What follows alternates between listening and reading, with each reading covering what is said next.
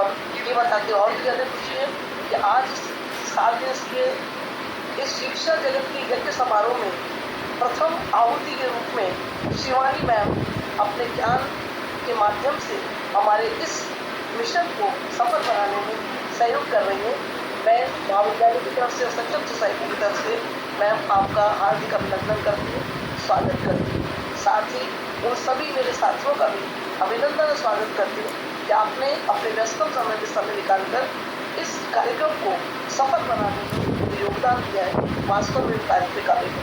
और इसमें सबसे ज़्यादा तारीफ शिल्पी मैम की इसलिए भी है कि आपने महिलाओं की व्यवस्था को ध्यान में रखते हुए कार्यक्रम को एक तो ऑनलाइन मोड पर रखा है और दूसरा इसका टाइम भी आपने ऐसा रखा है जो वैसे वास्तव में एक फ्री टाइम होता है 6 to 7। तो आप सभी को हार्दिक शुभकामनाओं के साथ एक बार पुनः सबका स्वागत, अभिनंदन। जय हिंद, जय भारत। बहुत बहुत धन्यवाद मैम आपका। और इसी क्रम को हम अब आगे बढ़ाते हुए डॉक्टर शिवानी मैडम को सेशन डिलीवर करने के लिए मैं बुलाना चाहूँगी। इससे पहले मैं डॉक्टर शिवानी रोटी जी के बारे में थोड़ा इंट्रोडक्शन देना चाहूँगी अपने ऑडियंस के लिए। डॉक्टर शिवानी रोटी Kakkar is the national education head and health counsellor at Saksham society. She has earned her PhD and LLB in Human Development from Banaspati Vidyapith. Also earned numerous certificate courses from WHO, ICMR and UNAN एवं हत्या प्रसंस्करण विभाग Uttar Pradesh. She has coordinated many programs like the Sampurna Personality Development Certificate Program and Samvad Certificate Program for Effective Communication Skills and many more. She has organized the Health, Happiness and Wellness marriages. And she has been started with the health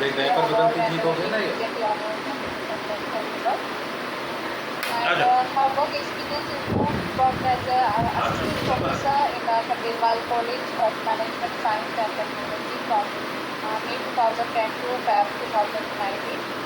And she has taken numerous sessions on anxiety management, stress management, and conflict resolution. Yes, so lots of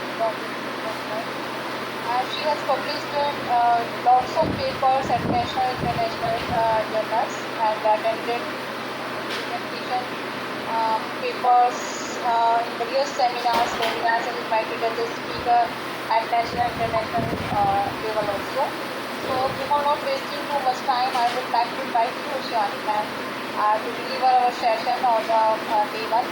The topic is how to choose research topic. So over to you, ma'am, and I request to all the participants, please mute your microphone. If you want to on your camera, that would be better. And if you have any queries, so please don't disturb during the session. Just text your query in the chat box.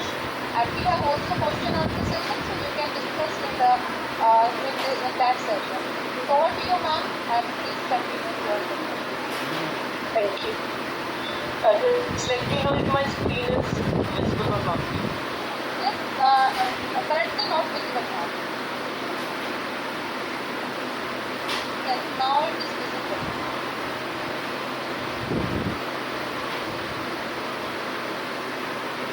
So the topic of today is how to choose a topic for research. First of all, we all should know what is exactly research. Research is basically researching anything. Everything is existing in this earth, on this earth, but we have to research it.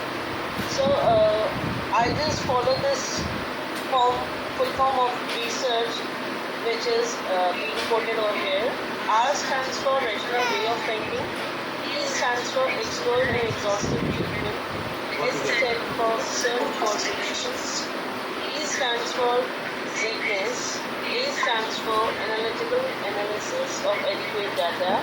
R stands for relationships. C stands for careful planning, recording, observation, constructive argument. Condensed and compactly stated generalization. And H stands for honesty. Honesty is the best policy. I always follow that, and I always recommend others also to follow that, because whenever you are doing research, if it's honest with your work. You can proudly say it anyway, everywhere, that it's my work. So be honest with your work. So for this, we should know there is a research process before discussing the topic. I'll just go through these steps. Everyone is present here, our assistant professors and all. So I'm not going to discuss much about this. Definition of the research problem. We have to define the research problem. That is the topic I have to cover. Review of literature. Whatever the literature is being quoted in the secondary or the primary form, you have to search it out. You have to just go through it, and you have to see what literature is present over there, and you have to do your work accordingly. Formulate the hypothesis. What you have to do in this, you have to make the hypothesis, and accordingly you will formulate your objectives and do your work. Preparing the research design. In this, you have to decide which research methods you are going to follow, which tools you are going to use, which are the methods you are going to do for your data collection or for your result analysis. Then data collection, you have to collect your data and analyze it in the sixth step, and lastly you have to interpret it and write your report. So the main topic is how to choose a research topic. The study of the science in academics cannot be completed without research. You need to choose a research topic carefully when writing a research paper or conducting a research study, no matter whether you are a student or a professional researcher. It is your choice of topic that determines how your study will be conducted and ultimately how successful it will be. तो जब भी आप लोग अपना कोई भी topic select करेंगे, आपको ये सभी चीज़ें ध्यान में रखनी है कि कोई भी काम करने से पहले आपको ये चीज़ देखनी है कि आप जो टॉपिक सेलेक्ट कर रहे हो उस पर आप कितना वर्क कर सकते हो. चाहे आप प्रोफेसर हो, चाहे आप स्टूडेंट हो, आपको अपने टॉपिक को डिटरमाइन करना है. You have to stick on that और अपने सारे काम को उसके अकॉर्डिंग करना है, स्टेप बाय स्टेप करना है, ताकि आप अंत में एक सक्सेसफुल प्रोजेक्ट को निकाल सकें. इसमें कुछ स्ट्रेटजीज हैं जब आप अपना टॉपिक फाइंड आउट कर रहे हैं, जैसे कि look over the index and the article titles in the subject specific encyclopedia that covers a relative subject और एरिया और डिसिप्लिन. आप जब भी कोई अपना टॉपिक चूज़ कर रहे हो तो जो ऑलरेडी एग्जिस्टिंग रिसर्चेस हैं, जो आर्टिकल्स हैं, जो कैटलॉग्स वहाँ पे दिए गए हैं, उनमें आप देखकर अपने टॉपिक को चूज़ करेंगे. Spend time looking over the major journals in your field.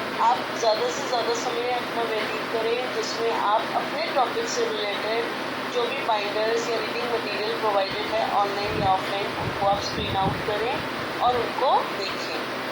Browse your subject area in one of our digital reference sources. जो भी आपके यहाँ पे डिजिटल सोर्सेज दे रखे हों उनमें आप जाकर उसको देख सकते हैं. Discuss topics with your instructor or favorite reference librarian. जिनके साथ, जैसे लाइब्रेरियन यहाँ पे मैंने क्यों कोट करा है, क्योंकि हमें जो भी जर्नल्स हैं या जो भी आर्टिकल्स हैं, इसमें जब आप स्टडी करते हो बड़ी बड़ी यूनिवर्सिटीज़ में, आप लाइब्रेरियन के साथ भी कोऑर्डिनेट करके चलते हैं. वो आपको ज़्यादा इसमें जो है इस फील्ड में गाइड कर पाते हैं कि आपको कहाँ से कौन सा मटेरियल अच्छे से मिल पाएगा. Next is you have to ask question to yourself. आपको अपने आप से कुछ क्वेश्चंस पूछने हैं अपना टॉपिक सेलेक्ट करने से पहले, जैसे कि is this topic is interest to me, मतलब मेरे इंटरेस्ट का टॉपिक है या नहीं है, क्या ये टॉपिक क्रिएटिव है, कहीं इसमें बहुत ज़्यादा काम तो नहीं हुआ, या फिर ये टॉपिक बहुत ज़्यादा ब्रॉड तो नहीं हो जाएगा या बहुत ज़्यादा नैरो तो नहीं है. इस चीज़ का हमें ध्यान रखना है. अब कुछ इसमें 6 स्टेप्स मैंने दिए हैं जो आपके टॉपिक को चूज़ करने में आपको हेल्प करेंगे. जैसे फर्स्ट है brainstorm possible subject method. Brainstorming आप समझ जाते हैं, आपको क्या करना है, बहुत सारे टॉपिक्स के बारे में सोचना है, उसके अंदर से अपना बेस्ट पॉसिबल टॉपिक आपको चूज़ करना है. और इसमें आपको क्या करना है, आपको जिस जिस टॉपिक पे आपको श्योरिटी मिल रही है उस टॉपिक को आपको आगे चल के फॉलो करना है. Think about your expertise and interest. Identify a topic that corresponds to your interest and expertise. Suppose मुझे स्ट्रेस पे काम करना पसंद था तो मैंने स्ट्रेस पे बहुत ज़्यादा काम करा. मुझे ओल्ड एज के साथ काम करना पसंद था तो मैंने ओल्ड एज के साथ काम करा. मुझे रॉसनेस के साथ. सो हर एक का अपना अपना इंटरेस्ट है and you have to find it out कि आपका इंटरेस्ट किस एरिया में है. अगर आपका इंटरेस्ट क्लोथिंग में है तो आप क्लोथिंग एरिया में लेंगे. आपका इंटरेस्ट न्यूट्रिशन में है तो आप न्यूट्रिशन से रिलेटेड टॉपिक्स लीजिए. आपका इंटरेस्ट मेंटल हेल्थ से रिलेटेड है तो मेंटल हेल्थ से. तो जिस एरिया में आपका एक्सपर्टीज़ है या आपका इंटरेस्ट है उसमें जब आप काम करते हैं तो आप ज़्यादा बेहतर तरीके से उस चीज़ को कर पाते हैं. Do a literature review. ये बहुत ज़्यादा ज़रूरी है.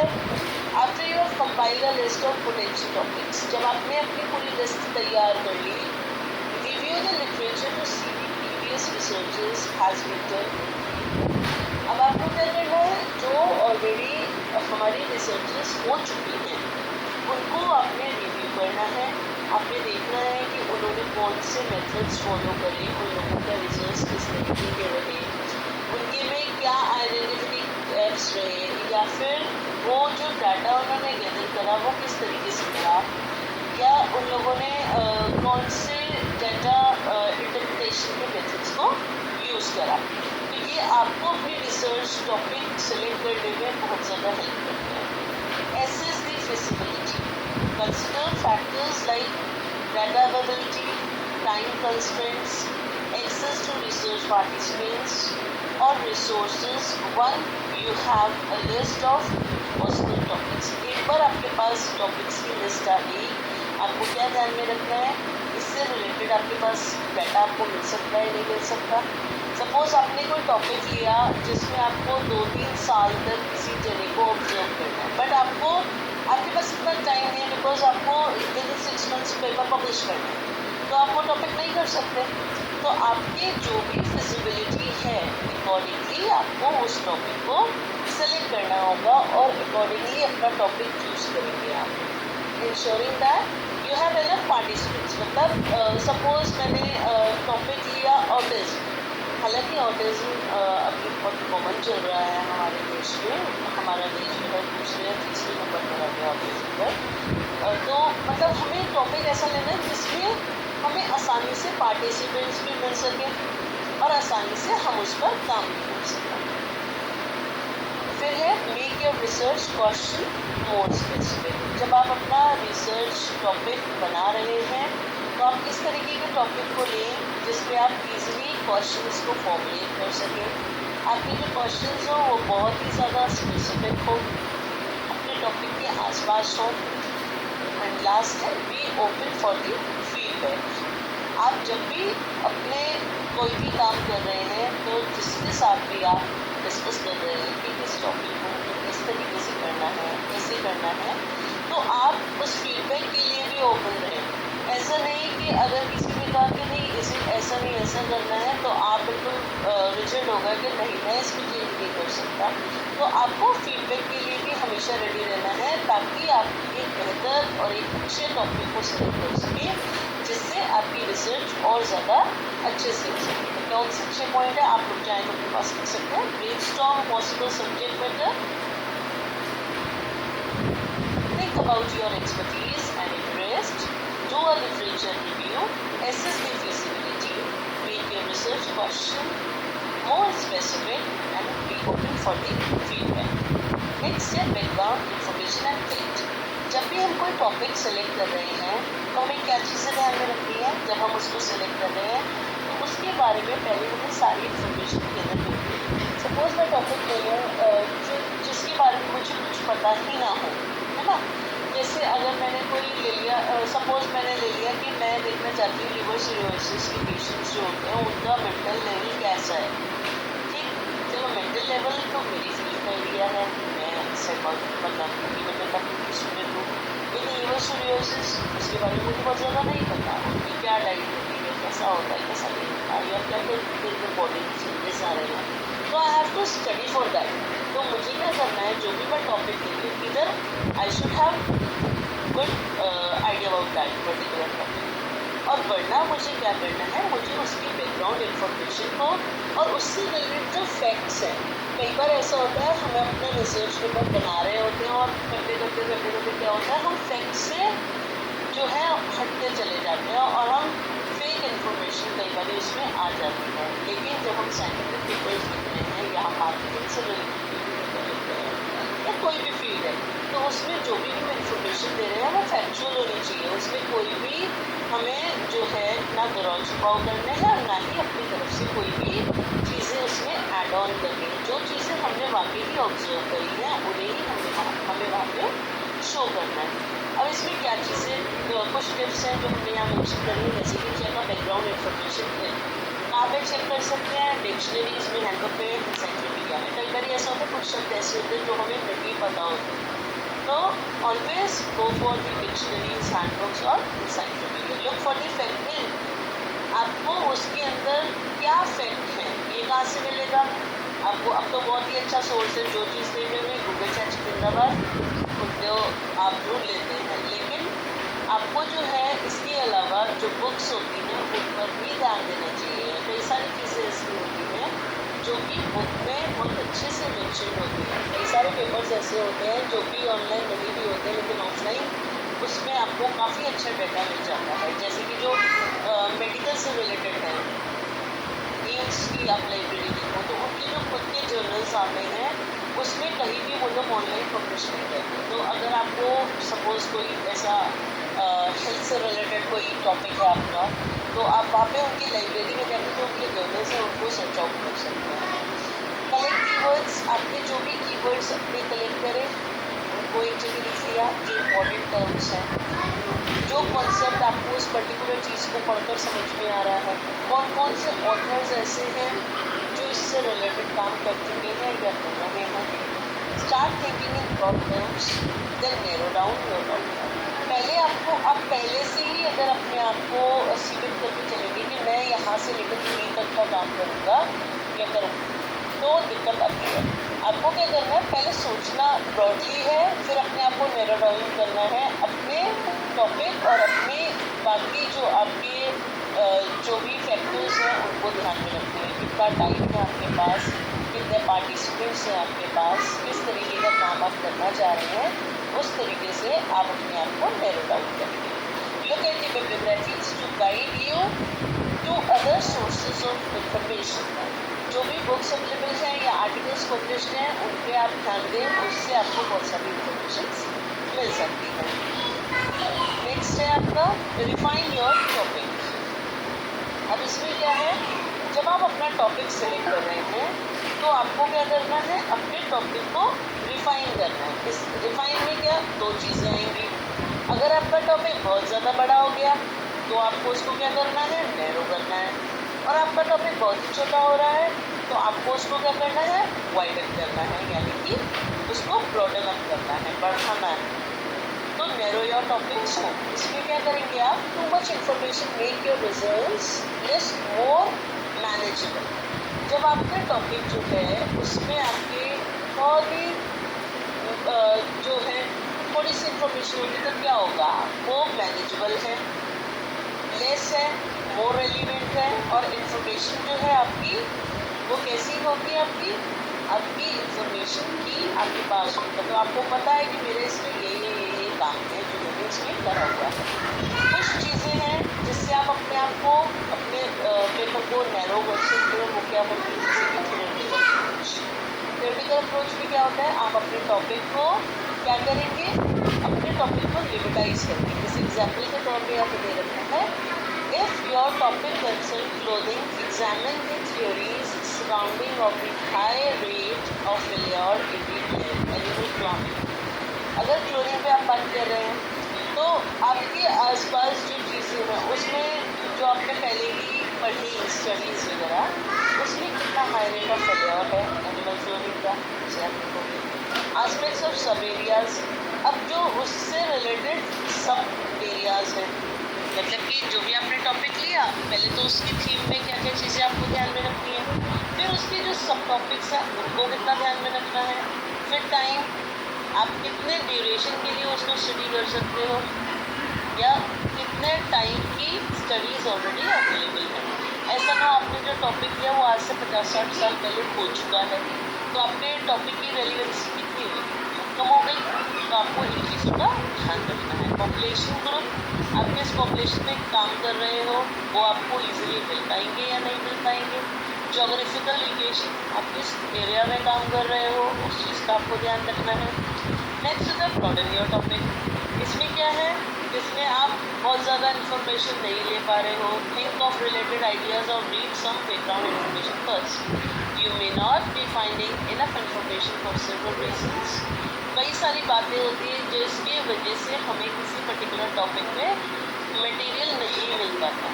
Your topic is too specific. आप बिल्कुल आपने अपने आप को रिस्ट्रिक्ट कर दिया। सपोज मैंने रिस्ट्रिक्ट कर दिया कि मैंने सिर्फ एकेडमिक स्ट्रेस देखना है एडोलेसेंट्स पर, तो मैंने आपको रिस्ट्रिक्ट कर दिया। मेरा एरिया रिस्ट्रिक्टेड हो गया, एडोलेसेंट्स पर ही काम करना है, वॉइस पर ही काम करना है और उसमें भी सिर्फ मुझे एकेडमिक स्ट्रेस देखना है।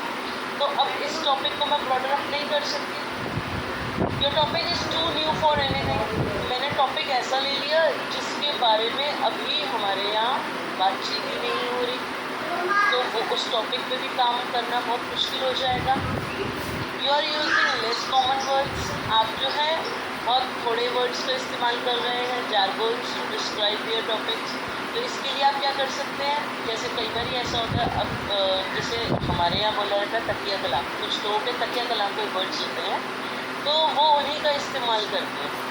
तो क्या होता है, रेपिटेशन बार बार आने से हमारा मटेरियल बहुत अच्छा नहीं बन पाता और हम अपना टॉपिक ब्रॉडर अप नहीं कर पाते। इसके लिए आप डिक्शनरीज को या थिसॉरस को यूज़ कर सकते हैं जिससे आपको न्यू वर्ड्स मिल सके और आप अपने टॉपिक को और भी ज़्यादा वाइड कर सकें।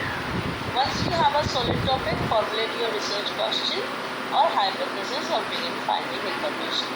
अब जब आपके पास में आपका टॉपिक आ गया, अब आपको क्या करना है, आपको फॉर्मुलेट करने क्वेश्चंस, हाइपोथेसिस और अपने काम को करना शुरू कर देना है। फिर क्या करना है, सेलेक्ट द टॉपिक। अब इन चीज़ों में क्या क्या चीज़ ध्यान रखनी है जब हम कोई टॉपिक सेलेक्ट कर रहे हैं। कुछ टिप्स हैं यहाँ पर, जैसे कि choose a topic that you are interested in. हमेशा इस चीज़ को ध्यान रखें, जिस टॉपिक में आपका इंटरेस्ट है, यदि आप उसी टॉपिक पे काम करते हैं तो एक तो आप बहुत ही अच्छे से, बहुत ही इंथुसियास्टिकली उस काम को करते हैं। दूसरा, आप उसमें ज़्यादा से ज़्यादा चीज़ों को लिख पाते हैं क्योंकि वो आपका एरिया ऑफ इंटरेस्ट है, उसमें ऑलरेडी आपको इन्फॉर्मेशन भी होती है और उसमें और इन्फॉर्मेशन गैदर करने का आपका मन भी करता है। Narrow your topic to something manageable. अपने टॉपिक को बहुत ज़्यादा फैलाना नहीं है, रायता नहीं फैलाना है। आपको क्या करना है, जो टॉपिक है उसके आसपास में ही रहना है। सपोज जैसे मैंने यहाँ पे एक वो बनाई, कड़ी बनाई, मैंने क्या करा, मैंने आपको टॉपिक बताना था, रिसर्च टॉपिक कैसे चूज़ करें। तो मैंने पहले क्या करा, उससे रिलेटेड मैंने बताया रिसर्च क्या है, फिर मैंने बताया रिसर्च प्रोसेस क्या होता है और फिर मैंने इस पर बात की। मतलब बिल्कुल एकदम से हमें तो नहीं करना है कि हम जो है बिल्कुल स्ट्रेट फॉरवर्ड हम अपने टॉपिक पे रहे, थोड़ा सा जो उससे रिलेटेड इन्फॉर्मेशन है वो भी हमें शेयर करते हैं। If your topic is too broad, you will find too much information not able to focus. अभी क्या है, अगर ये तो हो गई बात, मेरा टॉपिक ले लिया तब क्या होगा। अब अगर आपने टॉपिक ले लिया बहुत ब्रॉड, तो उसमें क्या होगा, उसमें इतनी ज़्यादा फ्लड ऑफ इंफॉर्मेशन है कि उसमें आप कंफ्यूज हो जाते हो कि आप इस चीज़ को मैनेज कैसे करो। आपके पास में डाटा तो बहुत सारा हो जाता है लेकिन उसको आप कंपाइल नहीं कर पाते। आपको ये नहीं समझ में आता कि मैं कौन सा एरिया लूँ और कौन सा एरिया छोड़ दूँ। तो आप जब भी अपना टॉपिक लोगे वो इस तरीके से आपको फॉर्मुलेट करना है कि वो बहुत ज़्यादा ब्रॉड भी ना हो, बहुत ज़्यादा नैरो भी ना हो।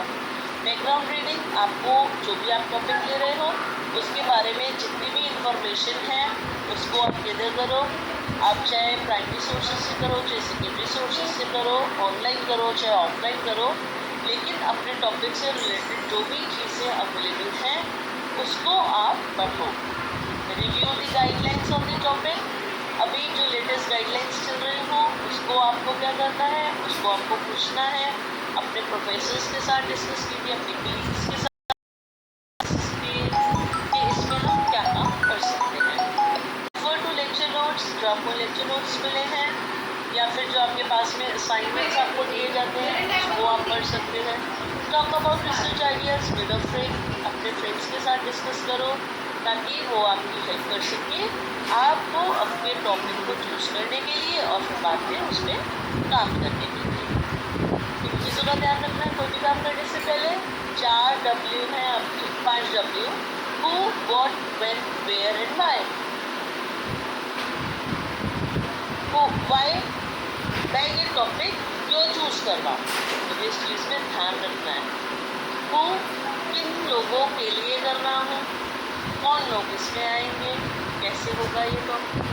व्हाट, क्या मेजर क्वेश्चंस हमारे दिमाग में आ रहे हैं इस टॉपिक में, वो चीज़ें हमें यहाँ डिस्कस करनी है। वेयर, मैं कहाँ पे ये टॉपिक करूँगा या करूँगी, नेशनल है, इंटरनेशनल है, किस जगह के लिए है, किस एज ग्रुप के लिए है। एंड व्हेन, आपको ये सब चीज़ें पहले से अपने दिमाग में रखनी है ताकि आप अपने टॉपिक को अच्छे से फॉर्मुलेट कर सको और अच्छे से उस पर काम कर सको। 5 W's याद रहेंगे हमें, why, who, what, where and when. इन पांचों का जब हम ध्यान रखेंगे तो हम अपने टॉपिक को और अच्छे से फोकस करके बढ़ा पाएंगे। जैसे कि अगर मैं वापस से स्ट्रेस वाला ही टॉपिक लूँ तो स्ट्रेस, मैंने स्ट्रेस क्यों चुना, क्या मैं इसमें इंटरेस्टेड हूँ या इसमें ज़्यादा काम नहीं हुए, मुझे इस पर सोचना है। मैं वाई, क्यों चूज़ कर रही हूँ। हूँ, मैं किसके ऊपर करूँगी इस पर काम, वो मुझे देखना है। मुझे इसमें इंफॉर्मेशन कौन देगा, मैं कहाँ से इंफॉर्मेशन लूँगी, कौन से इंस्टीट्यूट्स हैं जो मुझे परमिट करेंगे अपने यहाँ काम करने के लिए। व्हाट, कौन कौन से क्वेश्चंस आए, क्या मेरा टॉपिक डिबेटेबल है, क्या इस टॉपिक में मेरा काम अच्छा जाएगा, क्या बाद में मेरी रिसर्च जो है पब्लिकेशन मतलब पब्लिशेबल है या नहीं है। वेयर, मुझे एक काम कहाँ करना है, मैं नेशनली कर रही हूँ, स्टेट लेवल पे कर रही हूँ, इंटरनेशनली कर रही हूँ। ये बहुत ज़्यादा इफेक्ट करता है हमारे टॉपिक को चूज करने में। एंड व्हेन, जो हमारा टॉपिक है वो कितना इम्पोर्टेंट है, कब काम किया हमने, हम कंपेयर करते हैं टाइम पीरियड से। जैसे आपने वैसे भी नॉर्मल भी सुना होगा पहले समय, अब जैसे आप रिसेंटली देख रहे होंगे जो बच्चे हैं उसमें फाइन मोटर स्किल्स जो हैं वो प्रॉपरली डेवलप नहीं हो रही, जो हमारे टाइम पे ऐसा नहीं था। क्यों नहीं था, क्योंकि हमारे टाइम पे आउटडोर्स थे। तो वेल मतलब आप जब अभी कर रहे हो तो अभी की क्या नीड है, आपने पहले किया, पहले की क्या नीड थी वो अलग थी, अब क्या है, अब नीड्स क्या है।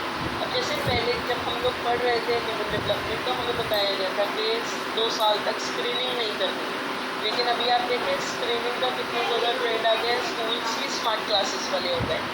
तो अब जब मैं अगर स्टडी करूँगी, मुझे मालूम है कि बच्चा स्कूल जाएगा, प्ले स्कूल जाएगा, तो वहाँ पे स्क्रीनिंग है ऑलरेडी, और मैं टॉपिक ये लूँ कि स्क्रीनिंग नहीं होनी चाहिए, तो मेरा टॉपिक जो है वो बेकार हो गया ना। जो हमारी आज की नीड है उस पर मुझे काम करना है, उस अकॉर्डिंग मुझे अपना टॉपिक चूज़ करना है, या उस अकॉर्डिंग जो है मुझे अपने टॉपिक को फॉर्मुलेट करना है ताकि मेरी जो भी रिसर्च हो, जब मैं इतनी मेहनत से उस रिसर्च को कर रही हूँ तो वो कहीं ना कहीं एक अच्छे जर्नल में पब्लिश भी हो। फिर आता है अपना, जिससे मैं कंप्लीट करने वाली हूँ अपना पूरा ये प्रेजेंटेशन, वेल चूजिंग 6:30 बजे तक भी लोग ज्वाइन करते हैं, और ब्रेक अभी भी लोग ज्वाइन करते हैं। आपने कैसा टॉपिक अपना चूज करा है उस पर निर्भर करता है कि आपका जो आगे का काम है वो किस तरीके का होगा। यदि हम टॉपिक ही प्रॉपर नहीं चूज कर पाए तो आगे थ्रू आउट हमारा जो भी वर्क रहेगा उस पर उसका बहुत ज़्यादा। Choosing a topic is the first and maybe the most important step of a research and writing process. This step will determine the rest of your steps. What your thesis statement is, what sources you use, and how to write a paper. So it's important to make sure you choose a strong and engaging topic. That's all from my side. Hopefully, सुनाई दे रही है मैंने जो आपने जैसे expect किया है वो फुलफिल किया है। उनकी तरफ अगर प्रॉब्लम कोई क्वेरी है तो प्लीज़ आस्क। प्रॉब्लम उन्हीं की तरफ है, रिकॉर्डिंग पे लगा हुआ है अभी ये। हाँ, स्क्रीन रिकॉर्डिंग चल रही है अभी। Hello Hello. Yes. Good evening, ma'am. Because of the technical reasons, I am unable to join. Just now I had joined. There is a link me, ma'am. You don't mind. Sure ma'am, हम लोगों ने जो discuss किया है उसमें मैं एक बार सबका रिवीजन भी हो जाएगा। तो सबसे पहले हमने ये डिस्कस करा है कि हमने जो है टॉपिक हमारा है how to choose a topic for a research, जिसमें मैंने रिसर्च की एक डेफिनेशन दी है जिसमें R stands for rational way of thinking, E stands for explore and exhaustive, S stands for the solutions with scientific approaches, E stands for distinctness, A stands for analytical analysis of adequate data, R stands for relationship of effect, C stands for careful planning, recording, observation and constructive attitude, H stands for the honesty and hardness. फिर हमने research process के बारे में बताया था, जिसके 7 research processes हैं: defining the research problem, review of literature, formulating the hypothesis, preparing a research design, data collection, data analysis, interpretation and report writing. फिर हमने मेन टॉपिक में हम आए हैं जिसमें हमने कुछ स्ट्रेटजीज बताई हैं अपने टॉपिक को ढूंढने के लिए, जिसमें हमें ध्यान रखना है हम किस पर काम कर रहे हैं, किस जगह पर काम करेंगे, किन लोगों के साथ काम करने के लिए हम इस टॉपिक यूज़ करने से पहले हमें क्या करना है, बहुत ज़्यादा स्टडी करना है, जिसमें हम रिव्यू ऑफ लिटरेचर के थ्रू देख सकते हैं कि कौन कौन से ऑलरेडी टॉपिक्स हो चुके हैं और किन टॉपिक को हम और कर सकते हैं। इसके लिए आपको अपने आप से क्वेश्चन करने हैं कि आपको ये देखना है आपका इंटरेस्ट किस चीज़ में है, आप कितना क्रिएटिव आपका टॉपिक है और इसके कितना ज़्यादा काम हो चुका है ऑलरेडी या इसके टॉपिक के काम नहीं हुआ है, इस चीज़ को आपको ढूंढना है। आपको किसी चीज़ ये मानती है कि आपका टॉपिक बहुत ज़्यादा ब्रॉड कर सकते हैं ज़रूर ना हो। फिर हमने 6 स्टेप्स दिए हैं जो आपको हेल्प करेंगे अपने टॉपिक को चूज करने के लिए। फर्स्ट आपका ब्रेनस्टॉर्मिंग पॉसिबल सब्जेक्ट है, सेकेंड आपका think about your expertise and interest, do a literature review, fourth assess the facility, make your research question more specific, and lastly be open to feedback. फिर हमने कुछ और topics और tips दी थी जिसमें आपको क्या ध्यान में रखना है, जब भी आपको टॉपिक लेंगे आपको बैकग्राउंड इन्फॉर्मेशन एंड टेक्स्ट का ध्यान रखना है, जिसमें आपको देखना है कि बैकग्राउंड इन्फॉर्मेशन आप कहाँ से ले सकते हैं, दूसरी चीज़ कौन से फैक्ट्स हैं जो आपके टॉपिक से रिलेटेड है, कौन सी की टर्म्स हैं जिनको आप इसमें यूज़ करेंगे, कौन सी चीज़ें हैं जो आपके टॉपिक को नैरो या ब्रॉड बनाएंगे, इसके लिए आपको बहुत सारे बिब्लियोग्राफीज और सोर्सेज ऑफ देखने होंगे। इसमें फिर हमने एक टेक्निक बताई थी जिससे आप अपने टॉपिक को अगर वो नैरो हो रहा है तो ब्रॉड इनफ कैसे कर सकते हैं, ब्रॉड इनफ हो रहा है तो नैरो कैसे कर सकते हैं। इसमें आपको ध्यान रखना है थ्योरेटिकल अप्रोचेस का, एस्पेक्ट्स एंड सब areas, time, population growth and geographical divisions का। ब्रॉडन करने के लिए आप टॉपिक जो है अपना स्पेसिफिक बनिए, आपको जो है अपना जो भी आप चीज़ें लिख रहे हैं उसको लिखना है। आप डेटाबेस जो है वो बहुत अच्छे से चेक करें, कॉमन वर्ड्स जो है उनको ना यूज़ करके डिक्शनरी या डिक्शनरीज का इस्तेमाल करके आप अच्छे शब्दों का इस्तेमाल करके अपने टॉपिक को और बना सकते हैं।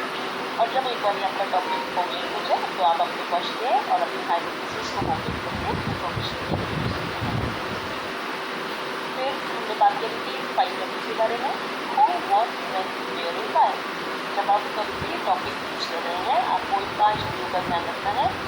अपने टॉपिक के लिए वाई, हु, किन लोगों के साथ में आप काम करने वाले हैं, किन लोगों के लिए आप काम कर रहे हैं, और क्या चीज़ आपके दिमाग में आ रही है, क्या आपका जो क्वेश्चन मतलब जो आपने टॉपिक लिया है वो क्वेश्चनेबल डिबेटेबल है या नहीं है, वेयर आप कहाँ पे काम करेंगे, व्हेन आप किस समय में काम करेंगे उस पर्टिकुलर टॉपिक पर।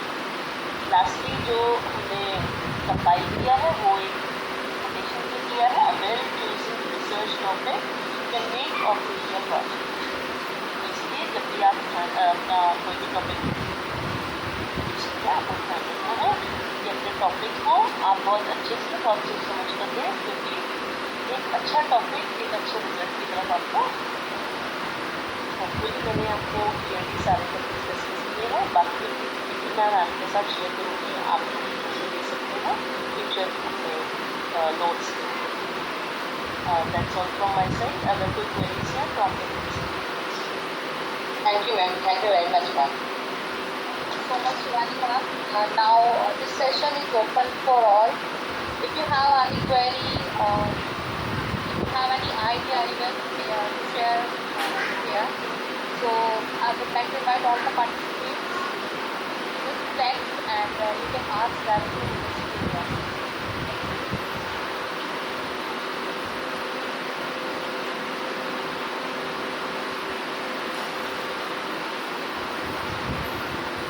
If anyone has any query or if anyone want to add on any topic to this, ji Raghav ji please, you can unmute yourself. Raghav ji and Dr. Jyotsna Gaur is raising your hand. Do you have any query?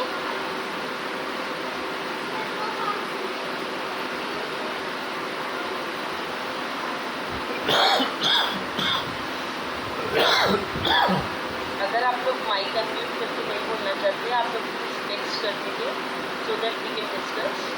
और अगर कोई और add on भी करना चाहता है तो most welcome for that. हमारी नॉलेज में भी कुछ और ऐड ऑन हो जाएगा। डब्लो